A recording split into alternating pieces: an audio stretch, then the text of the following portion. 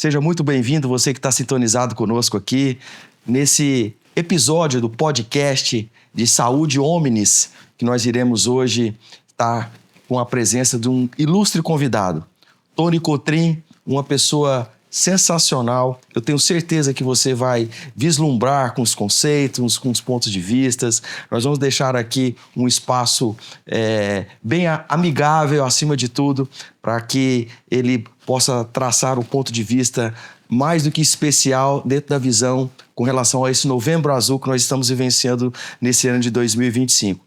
O Tony é uma pessoa que tem um grande know-how com relação ao desenvolvimento humano, palestrante de alto quilate, e eu tenho certeza que você vai vibrar aqui com as palavras que ele tem para proferir aqui, nos ensinar. Tony, seja muito bem-vindo, obrigado pelo seu carinho e, acima de tudo, o nosso encontro. Ficávamos apenas nos encontros virtuais e hoje calhou de nós estarmos aqui juntos, um com o outro. Para mim é uma honra tê-lo aqui nessa tarde. Muito obrigado. Eu que sou honrado por esse encontro, por esse convite, né, que é intermediado pelo nosso nobre Abraão. Você é uma pessoa que eu acompanho nas redes sociais, tem um valor muito grande o que você transmite, o que você passa, o seu trabalho. Então, para mim, é uma felicidade maravilhosa. E espero contribuir com todos que estão nos vendo aí por esse momento. Sem dúvida nenhuma, Tony. Tony, esse mês é um mês alusivo ao Novembro Azul, em que a grande campanha ou a grande bandeira que se levanta é com relação, evidentemente, à saúde masculina, mas, em especial, a restrição do homem a uma glândula, que é a glândula prostática. Essa, digamos assim, que é a grande vedete desse mês azulado. Mas, pois bem, a ideia nossa aqui é, digamos assim, desconstruir esse Novembro Azul, não mostrando só que o homem se restringe a uma glândula propriamente dita. Então, foi nesse intuito que nós gostaríamos de ter uma visão bem grandiosa, melhor dizendo, que o homem não se restringe só a esse órgão anatômico, e nada mais justo do que você trazer esses conceitos amplos, esses conceitos da sua experiência, sua vivência, de ajudar pessoas, de trazer novas tintas para o entendimento do ser humano. Eu acho isso muito plausível e muito valioso nesse momento, porque transcende a realidade anatômica. Então, diante desse background que eu acabo de fazer aqui, Tony, como que você acha que nós poderíamos abordar esses novembros azuis nos próximos anos, especialmente agora que nós estamos conversando, que possa desmistificar o homem para ensiná-lo, de certa forma, a romper essa barreira que tanto é mitigada e os dados acabam não sendo renovados a cada ano. Muito pelo contrário, ou eles estão iguais ou cada vez piores no cenário de cuidar da saúde. Perfeito, exatamente isso. Nós homens somos criados para cuidar, né? Para proteger, isso em todas as áreas, família, trabalho, e a gente acaba deixando de lado às vezes o cuidado, o autocuidado, né? Então o Novembro Azul, ele é esse chamado do homem para lembrar que ele sim precisa se olhar. E é curioso que, na verdade, grande parte dos homens que eu converso, que eu falo, olha, o Novembro Azul, na verdade, alguns se afastam até, em vez de se aproximar para buscar a orientação, o exame, que seja, eles acabam se afastando e alguns ficam até, digamos que tímidos, meio receosos, um pouco, peraí, que é isso? Tá todo mundo falando disso agora? Então, soa, para mim, na minha percepção, olhando de fora, acontece algo inverso. Em vez de atrair, eu acho que está repelindo, deixando de lado esse movimento. Então, esse cuidado que deveria ter. Então, o homem, essa é uma questão cultural, enraizada, e precisa ser trabalhada, né? Não só o novembro, mas o ano todo, mas, sobretudo, o homem com ele mesmo.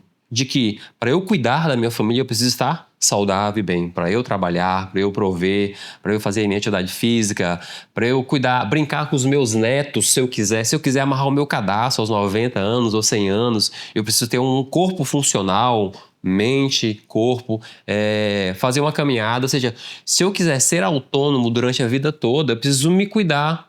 todos os dias. Então não pode ser só um Novembro Azul que acaba às vezes surtindo um efeito contrário, na minha percepção, como homem e olhando os amigos e as pessoas próximas. Você falou aqui de algo muito interessante e que, de certa forma, eu tenho utilizado. É uma das ferramentas, inclusive, que eu utilizo para os meus pacientes, é a projeção futura dele. Porque quando a gente faz isso, a gente acaba tirando ele dessa zona de conforto, você toca, de certa forma, naquele seio ou naquele lado que ele é provedor, que ele pode ter um neto, que ele pode ser ativo no futuro, e aí a gente faz o que que é um planejamento reverso. Como que você quer estar por lá e como é que o que você está fazendo para você atingir isso? Isso é um conceito muito interessante de um grande professor chamado Peter Attia, e você tocou muito nesse ponto agora, em que é justamente que ele fala que como é que você quer ser, o estudo da longevidade humana, como que você quer ser daqui 10, 20 anos do ponto de vista da sua saúde? Eu quero conseguir carregar minhas compras do supermercado, quero brincar com os meus netos, quero go fishing, quero praticar golfe, quero fazer qualquer coisa nesse sentido. Sim, o que você está fazendo a partir de agora? Então, eu acho que é isso mesmo que nós poderíamos estar mudando o mindset dos homens, fazendo essa projeção. E aí, nós estávamos conversando nos bastidores aqui, que é uma ação, digamos assim, é uma proatividade dele mesmo. O que você acha que tá, de certa forma, o que você poderia contribuir pela sua experiência vasta com relação à performance humana, que está faltando no homem para que ele tenha esse empurrãozinho? É a essência dele mesmo que está adormecida? O que você acha, Tony? Você tocou num ponto que para mim é o que eu vivo, né? Eu chamo de filosofia de vida. Eu preciso ter uma visão. Quando eu tenho visão daquilo que eu quero, aonde eu quero chegar e como eu quero chegar, eu começo a trilhar esse caminho. É como se fosse... Eu crio o presente no futuro. Daqui a 60 anos ou daqui a 50 anos eu vou ter 90 anos de idade. Então eu quero estar funcional, ativo, trabalhando. O que eu tenho que fazer para preparar o Tony do futuro hoje? Eu preciso caminhar, cuidar, fazer exames, porque quando eu não tenho uma visão de um futuro bem definida, ou pequena que seja, eu começo a caminhar com medo.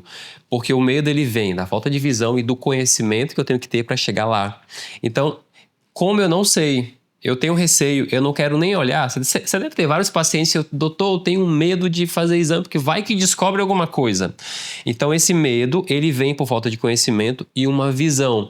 Então se eu não quero olhar, deixa passar, né? E aí você tem homens, pessoas, homens e mulheres, chegando ali com seus 80, 90 anos, tendo que usar de repente uma fralda geriátrica, não conseguindo ir ao banheiro sozinho, não consegue amarrar o cadastro, porque não teve essa visão que promoveria uma autorresponsabilidade, uma autogestão, de ir ao médico a cada, se possível, 6 meses, ir ao odontólogo, fazer a caminhada, ou seja, ele seria senhor da sua trajetória, não aguardando que de repente uma campanha, um sistema, a empresa, a esposa ou alguém falar assim, olha, vai lá. Ou quando chega no limite, que geralmente o homem chega quando ele não aguenta mais a dor ou o desconforto. Você está falando uma coisa muito interessante que me fez rememorar. Desde 98 tem um trabalho publicado na Public Health, uma revista de expressividade, que ela fala justamente isso. Quando a negação de um autocuidado ou de qualquer coisa, de um exame ou de procurar uma assistência, você acaba sendo congelado nas suas ações. E esse congelamento pode pagar um preço muito alto no futuro, né? Então a gente vive hoje, ao meu entendimento, uma política de abordagem baseada no medo. Porque se você não fizer isso, você vai ter consequências com câncer, você vai ter consequências na parte cardiovascular e etc. A pessoa fica arredia. Então, eu acho que nós estamos tendo um problema, ao meu ver, Tony, de comunicabilidade. Eu acho que a comunicação está equivocada, não só da parte das campanhas, mas de nós que temos uma ascensão com relação a essas pessoas, somos formadores de opiniões, você que tem aí uma ascensão por grandes plateias, por grandes pessoas que confiam no seu trabalho, né? Esse plantio eu acho que é muito importante. E repito, a macrocomunicabilidade está congelando, está reafirmando aquilo que é o medo, portanto, eu fico paralisado. Eu não sei se é nessa linha também que... Excelente, é isso mesmo. O medo, ele tende a nos paralisar ou ele tende a nos tornar prudentes para caminhar com o conhecimento, com uma visão. E essa massificação, essa fala sobre o medo tende a congelar. Por quê? Quando o monstro é muito grande, eu paraliso. E aí eu já estou com medo e vem uma fala, vem uma campanha, vem uma divulgação me criando mais medo, eu paraliso, eu fico congelado. Eu falei, meu Deus, esse monstro é grande, eu não vou conseguir enfrentar. Mas quando é colocado uma fala de para que você chegue nessa idade, para que você consiga, para que você tenha, para que você viva, para que você acesse, você começa a criar cenários benéficos de... Olha, eu tô com medo, mas eu consigo fazer com que esse medo se torne uma prudência, uma busca, porque o medo é um convite. O medo é um convite para conhecer aquilo que eu desconheço e criar um cenário favorável para mim e para os meus, e para a sociedade, por consequência. Então, essa fala que você falou é perfeita. A linguagem, ela está congelando, ela não está impulsionando as pessoas. Eu acho que nós, talvez de uma maneira... inspiradora, não coercitiva, para evitar esse tipo de ação de paralisar. A ação é de paralisação, né? Mas, Tony, ainda pensando nessa linha de raciocínio, quer dizer, mudando um pouquinho para a parte que você domina muito bem dentro das suas palestras e também do seu core business, que é tirar o melhor de cada ser humano, pela sua formação, a gente observa hoje que o cenário da parte psicoemocional dos homens, especialmente falando, hoje nós temos os índices maiores de depressão, ansiedade, medo, suicídio. Os dados são alarmantes com relação... Os homens se suicidam 4 vezes mais do que as mulheres. Há um cenário, digamos assim, degradante. O homem, ele não procura ajuda. A mulher, comumente, ela é mais expressiva, ela compartilha as suas angústias, dores, e dá tempo de chegar e, às vezes, resgatar essa ideação suicida. O homem, quando ele já pensa, comumente, ele já acaba cometendo o ato propriamente dito. Então, o que você acha que o homem está padecendo hoje? Porque a gente observa, há informações, de onde vem essa angústia, de onde vem essa solidão, esses medos dos antepassados, é uma pressão exacerbada da sociedade.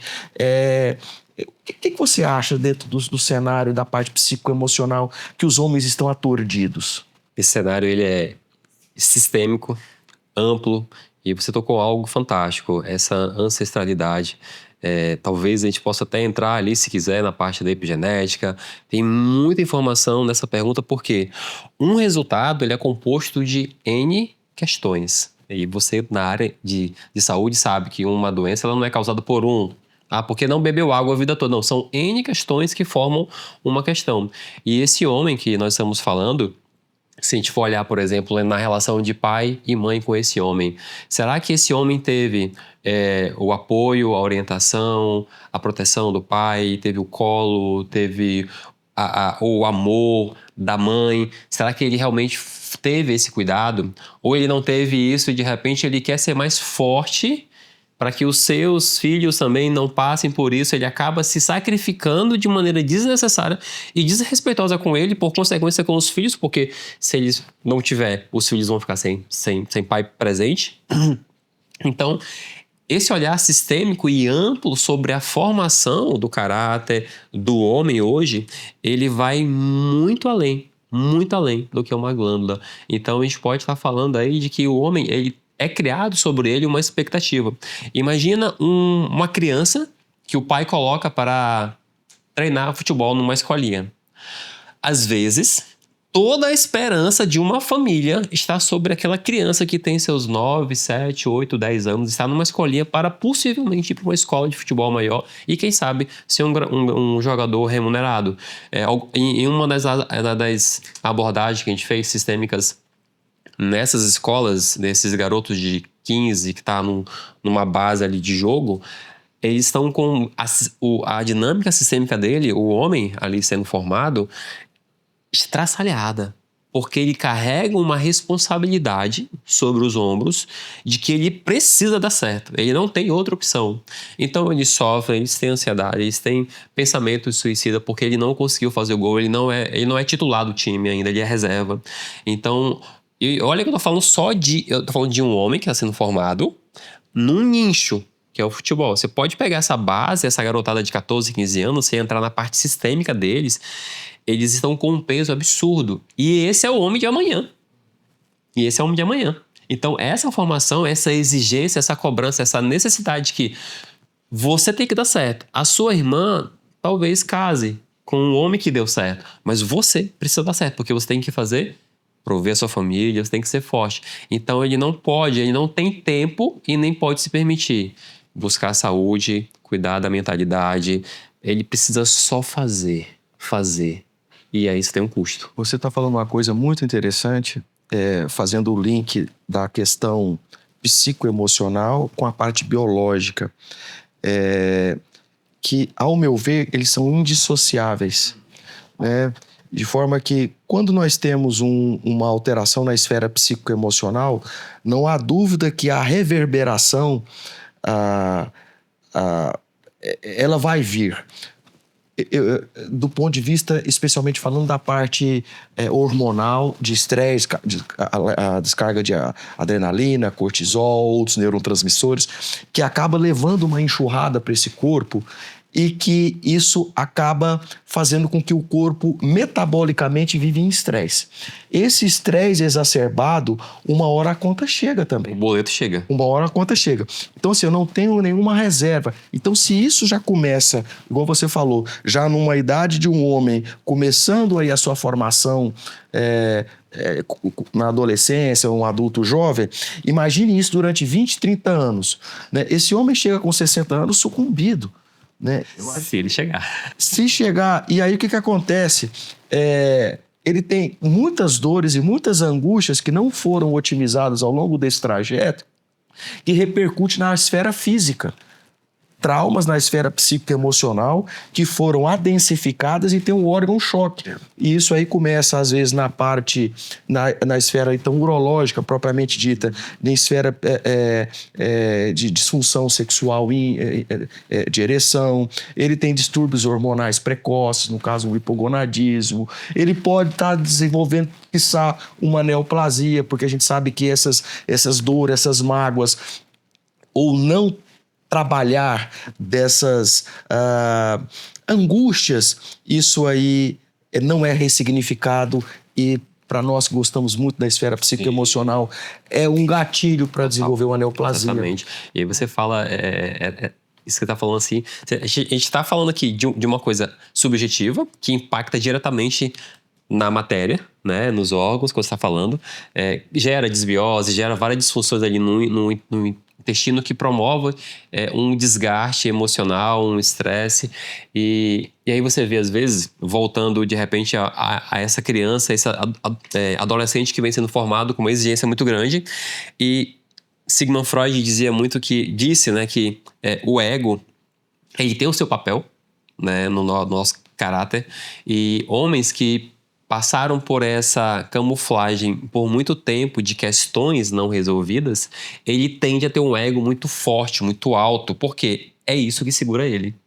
Você pode abordar de maneira, seja numa terapia, numa sessão, um homem que tem um ego muito forte e você conseguir ir nas camadas mais profundas dessas questões, você vai perceber que ele tem muitas questões profundas mal resolvidas, mas muitas.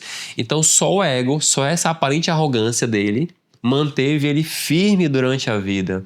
Então, às vezes, dizer para um homem que sofreu calado, silenciosamente, para construir e manter o que ele faz e se manter firme com todas as sequelas não visíveis, mas que ele vive quando acorda e quando dorme e durante o dia, ele teve que manter uma arrogância e um ego muito elevado. E se você tira dele isso, é como tirar uma muleta de alguém que precisa caminhar com ela. Ele tomba, ele sucumbe, ele implode. Então, isso que você falou é fato. Eu linkei com essa questão do ego, porque muitos homens tendem a ser vistos e são vistos como arrogantes e agudos. Mas se a gente for olhar as camadas embaixo, aquela é a muleta dele. Se tirar, ele cai. Eu espero que você esteja gostando aqui desse papo profundo, muito interessante, que o Tony Cotrim tem trazido aqui para nós. É para nós justamente suscitarmos aí reflexões, para que você veja que o homem ele é muito mais amplo, o tema ele é interessantíssimo, cativador, e eu espero que nós aqui estejamos atingindo o objetivo, que é levar o homem muito além da barba, cabelo e bigode. Tony, deixa eu fazer uma outra pergunta ainda dentro desse contexto da saúde psicoemocional e que você tem uma vasta experiência.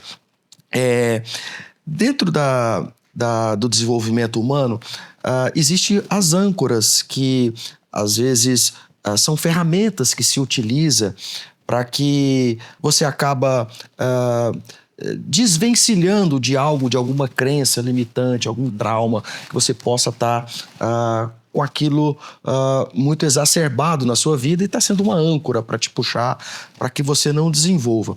Do ponto de vista para que esse homem que nós estamos falando para ele aqui agora, que ele está ainda restrito ao machismo, a que ele ainda não tenha trabalhado na sua esfera psicoemocional, que ele é muito além de uma glândula, qual seria essa âncora? O que você deixaria assim de dica para ele, para que ele se apegue e fale, olha, você é muito maior do que isso.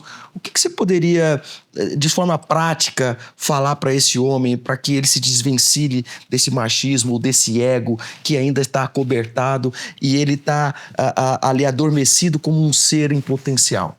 Excelente pergunta. Hoje tá forte aqui o negócio, viu? Eu gosto assim. Eu acho que quando você fala sobre esse autocuidado, esse olhar, você precisa ter uma fala que é Bíblia. Eu não sou muito especialista em Bíblia, mas ela diz assim, honre pai e mãe, não é isso? Como que eu consigo honrar pai e mãe? Você tem filhos, né? Porque a maioria dos pais querem o quê para os filhos? Que eles sejam felizes, né? Feliz. O que forma essa felicidade? Eu preciso ter saúde, né? Eu tenho que ter saúde física, mental. Eu preciso ter a minha atividade profissional, a minha profissão, ou trabalhar com alguém ou para alguém. Eu preciso, se eu quiser, constituir a minha família, ter a minha moradia, a minha alimentação. Eu preciso ter aquilo, a base, e aí viver a vida. Então, quando eu tenho essa sutil e profunda necessidade de ser feliz, que é um dever meu ser feliz, porque assim eu vou honrar pai e mãe. Honrando pai e mãe, eu honro a vida que eles permitiram que chegassem até mim. Porque a maior dádiva que nós temos chama-se vida. E quem permitiu isso, dependendo da sua religião, do seu credo, Deus escolheu papai e mamãe, mas que você não goste muito deles, você não conheça eles, você não concorde muito com o que eles fizeram ou estão fazendo. Eu estou aqui porque meu pai e minha mãe se encontraram e geraram o Tony. Então eu tenho que ser eternamente grato a isso e honrar essa vida. E como que eu honro? Fazendo valer a pena todas as tretas que os meus pais passaram, os meus avós passaram para que a vida chegasse até mim. Então nesse momento eu percebo a dimensão da vida que vive e que habita em mim. E aí eu tenho o quê? Um propósito. Bem, eu preciso valer a pena. Eu preciso honrar o que eu tenho. Então eu vou buscar ser feliz. E eu preciso me cuidar, porque não existe felicidade quando você está doente. E aí vem uma questão, você que está assistindo a gente aqui. Mas eu tenho muitos problemas para cuidar. Quando você só tem um problema na vida? Essa é uma pergunta que eu me fiz há muito tempo atrás. Eu queria ter só um problema. E quando é que eu tenho só um problema? Quando eu fico doente, todos os problemas somem. Eu tenho só um. Eu preciso cuidar da minha saúde. É uma questão de sobrevivência. É uma questão de vida, às vezes, ou de morte. Então, se você tem muitos problemas, significa que você está saudável ou minimamente saudável. Então, é esse olhar. Para que eu comece a olhar mais para mim, eu preciso honrar pai e mãe, honrando a vida que habita em mim. E assim eu consigo comungar com os meus, compartilhar essa percepção de mundo. E a grande sentido nós, de filhos, né, é sermos felizes em tudo que fazemos.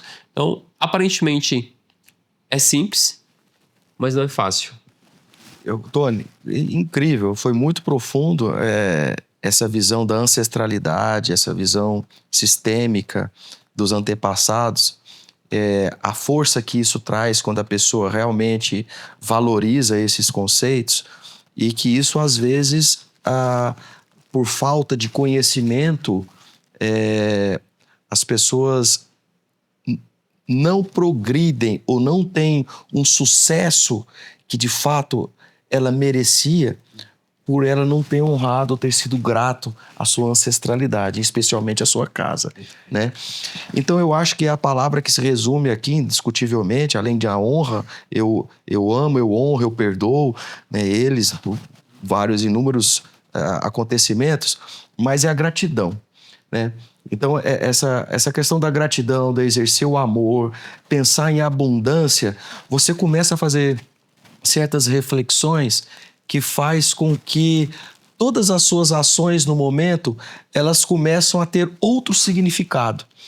Porque você é uma construção. E essa construção, ela não é da noite para o dia. Ela é silenciosa, ela é invisível e ela é às vezes traumática. Por quê? Porque entra o ego, entra o medo, entra a ansiedade, entra a falta de fé, entra o não acreditar. Então, não é fácil para quem não vive, digamos assim, à luz desses conceitos. Então, eu acho que quando a gente chama pessoas do seu quilate para estar aqui conosco, é justamente para dar mais uma octanagem, não no linguajar médico, não no linguajar cientificista, mas acima de tudo no linguajar suave, sutil, porque eu acho que é aí que está a questão da comunicabilidade. Sabe, Tony? Então, eu fico muito satisfeito, mais uma vez, de você estar aqui trazendo esses conceitos que você acredita, que eu também acredito, e que você dissemina para aqueles que estão ao seu lado, as pessoas que confiam no seu trabalho. Eu acho que isso que é o mais nobre, a gente ter a oportunidade de disseminar e ver pessoas também crescendo, né? Existe, fazendo um insight agora, existe uma coisa muito interessante que eu aprendi lendo um pouco da filosofia, e tem uma pirâmide que chama Escala Amoris, a escada do amor, e que tem a base da pirâmide nesse conceito filosófico, diz que onde está a maioria das pessoas, elas estão ali apenas apreciando a beleza dos corpos. Quando você sobe um pouquinho de degrau, você começa a ver a beleza em todos os corpos. Você aprecia uma árvore, uma flor, um animal, tudo que é imaterial ou material. E depois, conforme vai sendo a sua evolução ascendente, você começa a apreciar, né, o corpo belo. Aí você já chega na questão, mesmo sendo carnal, mas você começa a admirar o que está atrás dessa alma bela. Depois você ascende e começa a ver a nobreza das ideias dessas almas belas, até chegar na unicidade, no todo, no uno.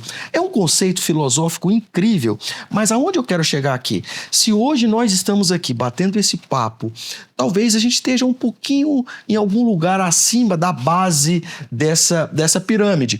Mas o que é o bonito? É que quem está abaixo tem algum respiro para querer saber que tem algo mais acima. É como se fosse o mito da caverna de Platão. Você acaba dando a mão. E tem pessoas acima de nós que nós queremos também ascender, que nós damos as mãos, essas pessoas nos levam para outro degrau. Então essa escada fica sempre girando no intuito para que a gente se potencialize na unicidade. É um conceito bem profundo, e aqui dá um bate-papo muito legal, mas é pegando isso. Se você tem esse privilégio do conhecimento, e a gente tem o privilégio do conhecimento, soma-se para potencializar. Exato. Né? Eu acho que isso que é a grande sacada. Você tocou numa palavra que eu gosto muito dela, e eu vivo ela todos os dias, que é a gratidão. A gratidão, para mim, é a mãe de todas as emoções e os sentimentos. Na época do Covid, eu fiquei 1 ano e meio sem sentir cheiro de nada. Nada, não sentia cheiro de nada. E depois de 1 ano e meio, pela manhã cedo, eu acordei. Assim, foi tão forte esse momento. Eu acordei, fui tomar uma água logo pela manhã, cheguei na cozinha. Eu senti o cheiro do detergente que passaram um pano no dia antes. Eu tava 1 ano e meio sem sentir cheiro de nada. Aí eu fiquei assim, ó. Aí eu fui pra onde? Peguei o pote de café, abri, eu lagrimei ali. Por quê? Nós não temos noção da importância das coisas mais elementares, do tato, do cheiro, do vento pegando no meu rosto, de eu poder levantar de manhã cedo da cama e caminhar sozinho, de eu respirar sem nenhum tipo de equipamento, sem nada, de eu poder abraçar, de eu comer um café feito na hora, um pão que alguém fez, um alimento, uma casa do jeito que ela está, uma casa simples, uma casa um pouco melhor, mas é uma casa que eu tenho, que eu posso morar, se ela é alugada ou não. Agradecer quem construiu aquela casa, que permitiu que eu alugasse aquela casa para eu morar com a minha família. Então, quando você começa a agradecer tudo aquilo que você só dá valor quando perde, a tua percepção de vida, o teu comportamento diante das adversidades e a euforia, a raiva, às vezes a imprudência, um pouco a arrogância e o ego, eles começam a ficar mais calmo, mais brando. Você começa a perceber a importância de cada coisa, de cada pessoa, nessa escala que você tocou. Ela fala exatamente isso. E, Tony, como que eu consigo começar? Eu sento numa mesa, às vezes café da manhã, a Sabrina tá lá comigo, eu olho pro pão e falo assim, obrigado quem fez esse pão aqui pra gente comer, gratidão, que a sua vida seja abençoada. Porque aquilo vai me gerar energia, que vai fazer com que eu produza as minhas atividades, que eu me mantenha vivo. Então ali tem uma coisa muito forte. E tem uma frase aqui na parede onde nós estamos, que é a parte... É parte da cura o desejo de ser curado. O desejo de ser curado. É parte da cura o desejo de ser curado. É parte da minha disponibilidade de querer mudar a mudança. Ninguém vai conseguir... Eu sempre falo assim, rapaz, se você acredita em Jesus, ele sentar na sua frente, fala assim, olha, você precisa beber no mínimo 2 litros de água por dia. Se você não tiver disponibilidade para beber os 2 litros de água por dia, nem Jesus vai conseguir fazer com que mude sua mentalidade, seu comportamento. Porque é a sua parte. E ninguém vai fazer a sua parte. Eu tenho que estar disponível para buscar aquilo. Então, o conhecimento é importante. E aí cria-se uma consciência. Estava falando sobre isso nos bastidores. A consciência hoje, quase todo mundo tem. Voltamos, por exemplo, da água. Todo mundo tem consciência, tem que beber água. Poucos ou quase ninguém bebe água o suficiente e tem um abismo aqui no meio. E aí, se eu puder fazer uma pergunta, eu perguntaria agora, né? Vamos inverter aqui, como se nosso Mário fosse o convidado. O que gera esse abismo de todo mundo tem consciência, tem que fazer exame, se cuidar e quase ninguém faz? O que está faltando aqui para que essa consciência se torne mais ação na sua percepção? Tony, eu acho que, na verdade... não há consciência. A verdade é que as pessoas, às vezes, elas estão sensibilizadas. E quando a gente fala em consciência, é a nível cortical, córtex frontal. Então, isso exige, e aí eu justifico, eu até explico isso para os meus alunos. Existe o que a gente chama o conceito do discipulado, que é o discípulo, comumente, a primeira coisa do discipulado é a escuta. Eu escuto. O segundo passo do discipulado é ele refletir sobre o que ele escutou. O terceiro passo do discipulado é ele meditar aquilo que ele escutou. É mais profundo. E por último, ele tomar uma ação dentro de tudo que ele depurou desses conceitos. Então isso também são os estratos a nível de consciência. A gente tem, né, o sistema o sistema reptiliano, o sistema límbico, o sistema cortical, né? Então, quando a gente fala em consciência, ele é muito profundo. Então, por isso que até as campanhas do Novembro Azul, quando fala conscientizar o homem sobre o câncer de próstata, ele não está nem sensibilizado que ele tem uma crosta, que isso causa um dano e tudo mais. Então, até a palavra é equivocada. Então, eu acho que a gente primeiro precisa informar. Ele, igual você está falando, é uma proatividade. Essa pessoa que recebeu a informação, ela tem, isso fez sentido para mim? Faz sentido para mim? O que significa isso? Nossa, eu estou sendo desleal comigo mesmo. Aí sim eu tenho a meditação mais profunda desse conceito. Aí eu levo para nível cortical. Nossa, agora eu entendo a situação. Aí sim essa pessoa tem consciência. Então aí se a pessoa ela for então consciente e não estiver tomando ação, ela está sendo negligente com ela mesma. É quando o pecador peca sabendo que é pecado. Vamos dizer assim. Né? Aí é diferente. Então, assim, eu vejo dessa forma, desse prisma. Eu não consigo entender de uma outra maneira quando a gente fala em consciência. Então, as pessoas elas não estão conscientes como acham que estão. Às vezes elas não estão nem sensibilizadas. Elas estão no primeiro plano da consciência, o plano da consciência da sobrevivência. É o básico da pirâmide de Maslow. Eu tô ali, eu tô só sobrevivendo, eu tô vivendo, né, no workaholic, e a roda tá girando e eu sou mais um, cuida dos ratos. Agora, a partir do momento que eu começo a olhar de outra forma, eu começo a questionar, eu começo a meditar sobre esse assunto e tomo ações diferentes. Olha que interessante, nós já estamos quase 1 hora conversando, acredite se quiser, tá um bate-papo super interessante. Eu queria aqui dentro do que, para a gente ir para esses últimos quartos finais aqui do nosso bate-papo, você falou de uma coisa muito interessante em que eu valorizo muito, que é a questão da família, a questão dos amigos, a questão da sociabilidade, né? E a gente sabe que isso é um pilar fundamental na saúde. E o que a gente tem observado hoje muitos homens, eles chegam a um determinado momento das suas vidas que eles são muito seletivos, né? E de forma que eles acabam restringindo as suas amizades.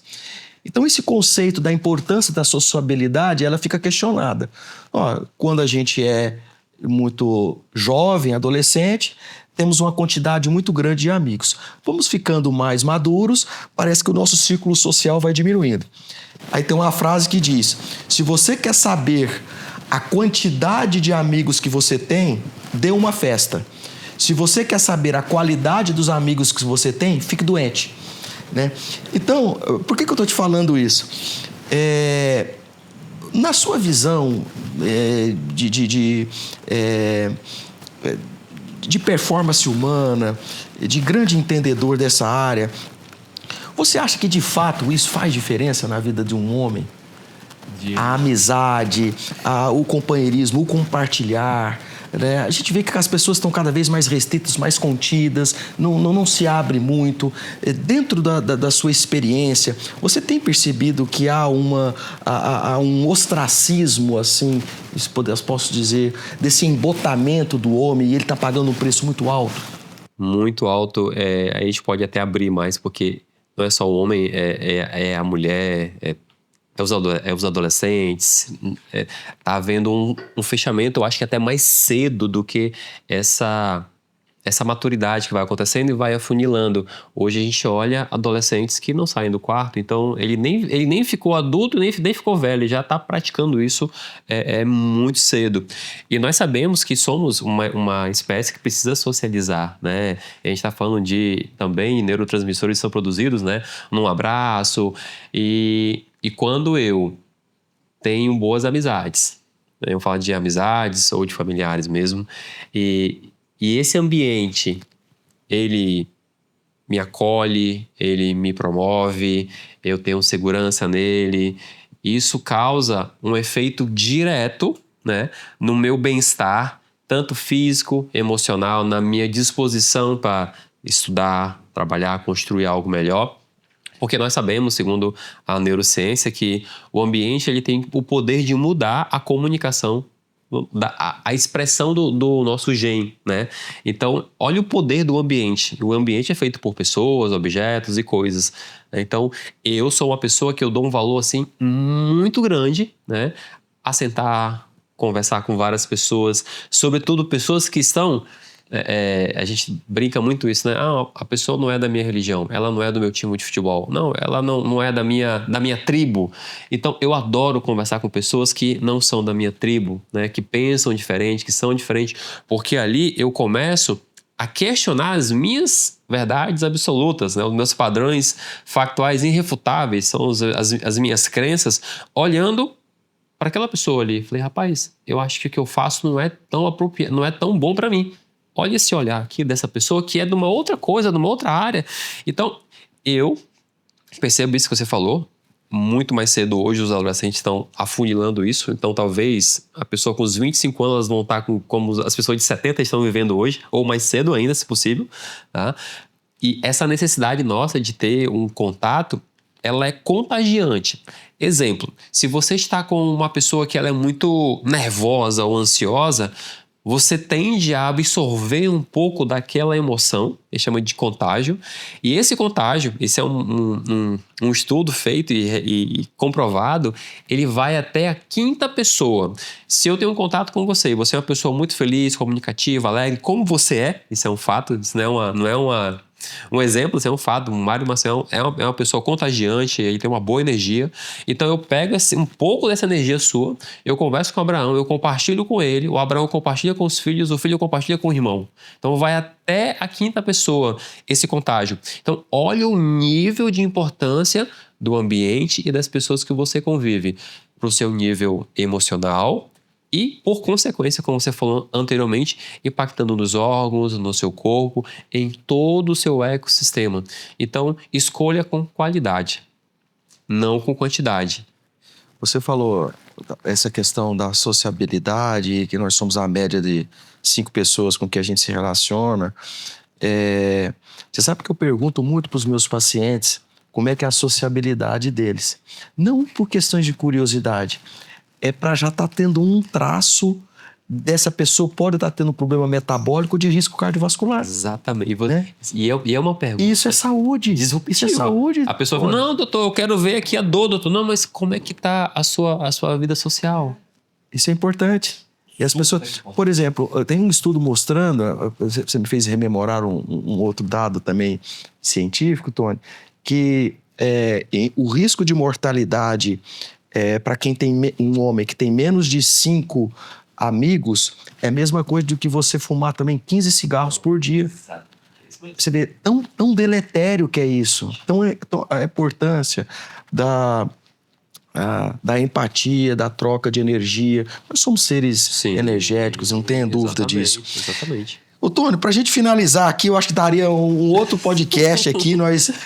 Eu creio que talvez, indiscutivelmente, nós teremos outras oportunidades e eu acho que esse foi um momento muito interessante para que nós tivéssemos aqui olhando esse Novembro Azul com outras cores, com novas páginas, e foi exatamente nesse intuito que eu convidei aqui o Tony Cotrim para estar conosco aqui, trazendo esse novo panorama de como nós devemos encarar a nossa realidade com relação ao Novembro Azul, fugindo do trivial com relação à temática da próstata e do câncer de próstata propriamente dito.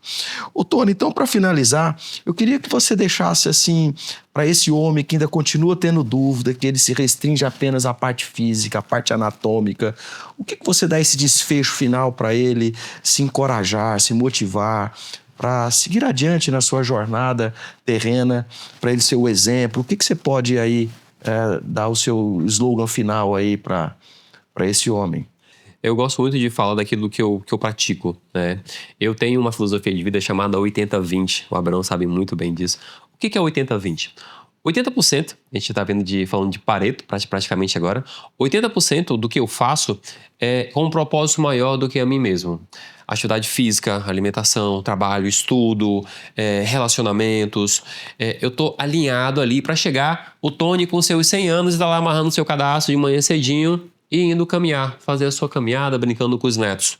Esse é o foco, com o propósito do trabalho e tudo mais. E tem os 20%.